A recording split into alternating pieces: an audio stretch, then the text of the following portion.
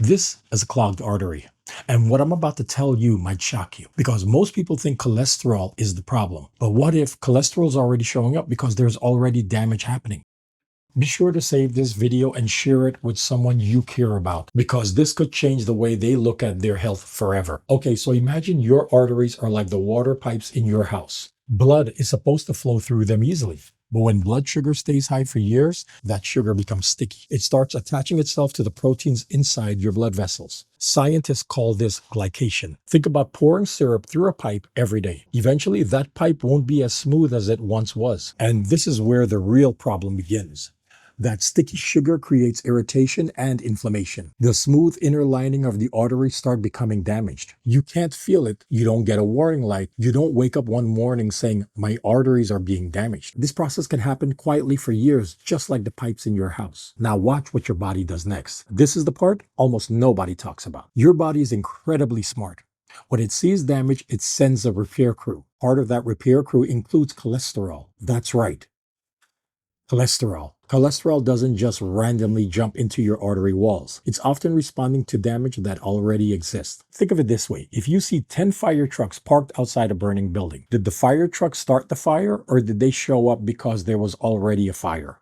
So what happens if the damage never stops? If blood sugar stays high, if inflammation continues, if blood pressure stays elevated, the arteries keep getting damaged. So the body keeps sending more and more repair materials. Little by little, year after year, the buildup gets bigger and bigger and bigger. Here's the scary part. You could feel completely normal while this is happening. Imagine sludge building up inside a water pipe. The opening gets smaller. The water still flows, just not as easily. The same thing happens inside your arteries. Blood flow starts to become restricted. Less oxygen reaches the heart. Less oxygen reaches the brain. Less oxygen reaches the rest of the body. Some people begin noticing fatigue, shortness of breath, chest pressure, cold hands and feet, leg pain when walking. But many people still feel perfectly fine. And now we arrive at the most dangerous stage of all. Sometimes the buildup cracks open. Your body thinks there's an injury. It quickly forms a blood clot. But that clot can completely block the artery. Think about putting a cork into a garden hose. Flow stops immediately. If that blocked artery feeds the heart, heart attack. If it feeds the brain, stroke. And people often think it happens suddenly, but the process may have been quietly building for 10, 20, or 30 years. Maybe the better question isn't how high is my cholesterol?